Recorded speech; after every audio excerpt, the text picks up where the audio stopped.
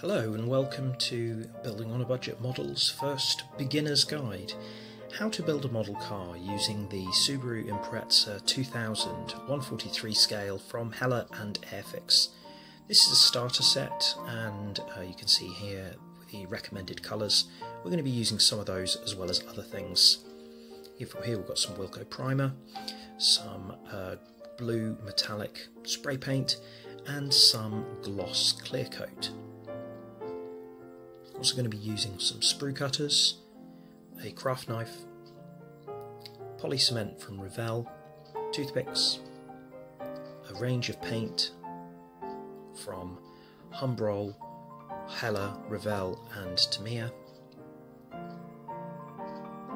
PVA glue, also known as white glue, tweezers, a couple of marker pens, a sanding stick,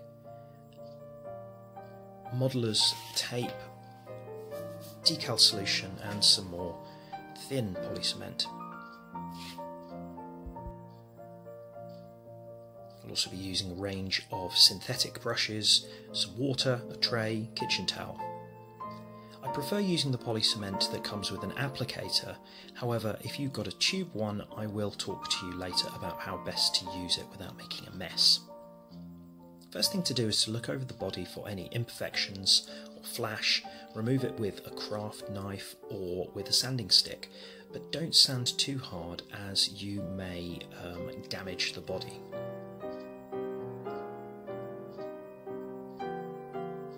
Do the same with any parts that need to be added to the car, and do a test fit before gluing them in place. You may find some moulding injection points like on this spoiler, those need to be snipped off. Also, any mould lines which are creases that shouldn't be there, try to scrape them off using the blade of a craft knife carefully.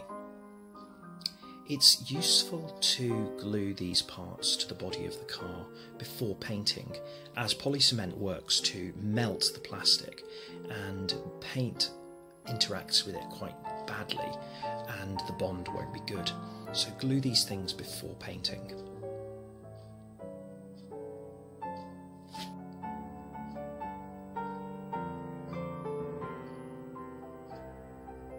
As said before, carry out a test fit before gluing them into place.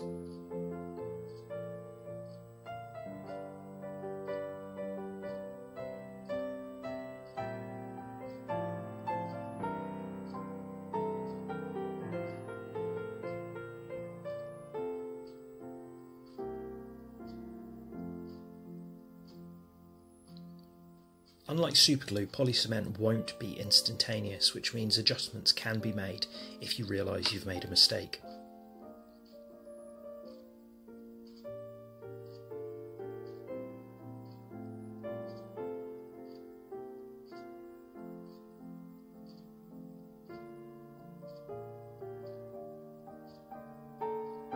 Then remove any other parts which you wish to spray in the same colour as the body. Here I am going to hold the car by putting a little bit of white tack and then sticking it onto the top of an empty bottle. That means I'll be able to hold it but without spraying my hands accidentally. The primer will not only help the paint adhere to the body but will also show up any imperfections, just like I've found here. Shake the can of spray paint for about 30 to 60 seconds and then hold the can in some warm water for about a minute to 2 minutes. Dry the can so that it doesn't rust and then shake for another 30 to 60 seconds. Remember to continually shake the can whilst you're using it. First coat should be a mist coat and then refer to instructions to see how long before you can respray. This recommended 20 minutes.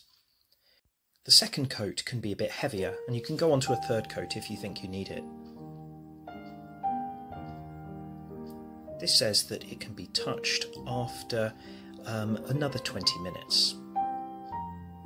If you're not sure that you have the right type of paint, conversion charts can be found online very easily. With the lid on, shake the pot and then stir for at least 30 seconds to mix it all up.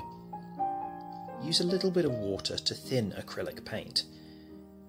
Acrylic has a very quick drying time, so it's best to put it on in thin layers so as to not leave any visible brush strokes or drips. Start with the light colours, as it's very difficult to paint light colour over dark. There's my first coat. Let it dry before going on to the second coat. I painted these on the sprue so that I didn't have to hold them. That will mean that there's a little bit of white where I cut them out, but you can always go over that later with a bit more paint. I've left the insides where they join unpainted so that the poly cement will be able to bond them nicely. I'll give these a little touch up later. I'm doing the same with the seats. Fine details inside the cockpit that are moulded can be painted on once the interior paint has dried.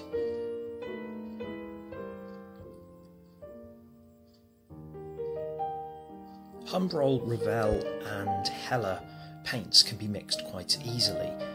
Here I'm using a little bit of Hella Gold with some Revell semi-gloss black to create a carbon fibre effect. When painting a car, don't just blindly go by the instructions, but look up images of the real life car to find out what parts are what colour. The top of most dashboards in race cars is matte so as to not reflect the sunlight. For the rest of the dash I'm using my carbon fibre paint. I use a little bit of red gloss to do the fire extinguishers inside the cockpit. I then move on to decals. Firstly, cut out the decals you need with a small pair of scissors or a craft knife. Submerge them in lukewarm water for about 10 seconds and then let them dry on kitchen paper until they can move around freely on the backing. It helps to wet the area where they're going to be placed, and decal solution will soften the transfers to help them adhere. I've left the underside of the seats unpainted and then we'll add the glue from the holes underneath.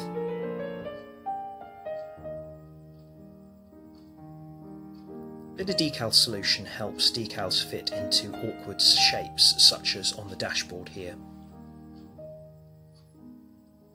I then move on to the body.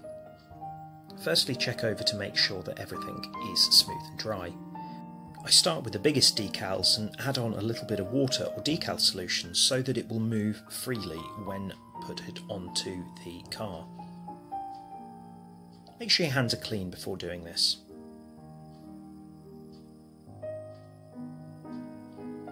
Decal solution will also help decals fit into small slots like the grill on the bonnet of the car. You can then use a cotton bud like this to soak up some of the extra moisture and push them down. Try to pull the paper away from the decal rather than the decal away from the paper. That way you've got less chance of the decals folding up.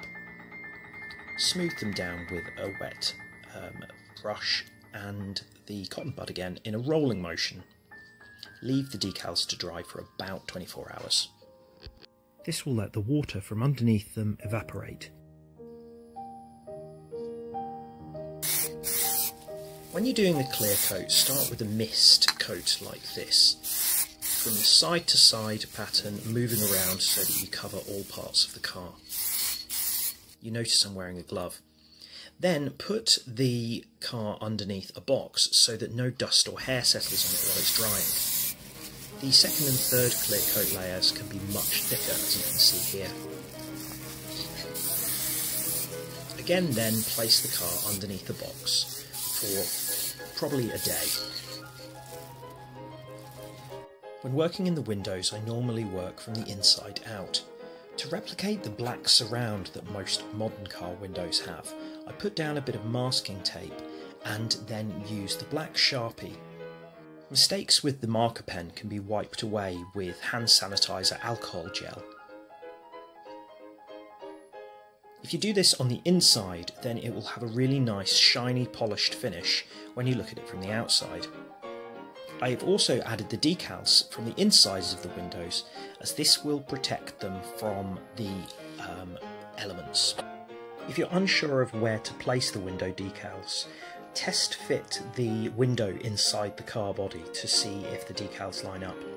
I painted the inside of the lights in silver so that they give a reflective feel, and then use the glue on the end of a toothpick to get it into the right places.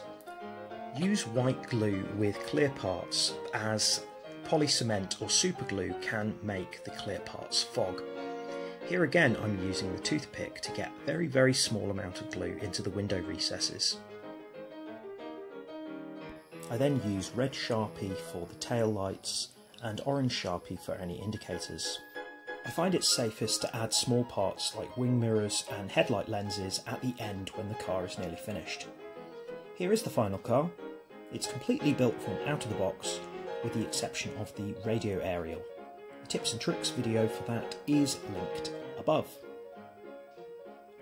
Hope you've enjoyed watching this and you might have learnt something. I think this is a really good model for beginners or maybe more experienced builders who want to get into building cars. If you pick up an Airfix or Hella starter set, then this hopefully will have pointed you in the right direction.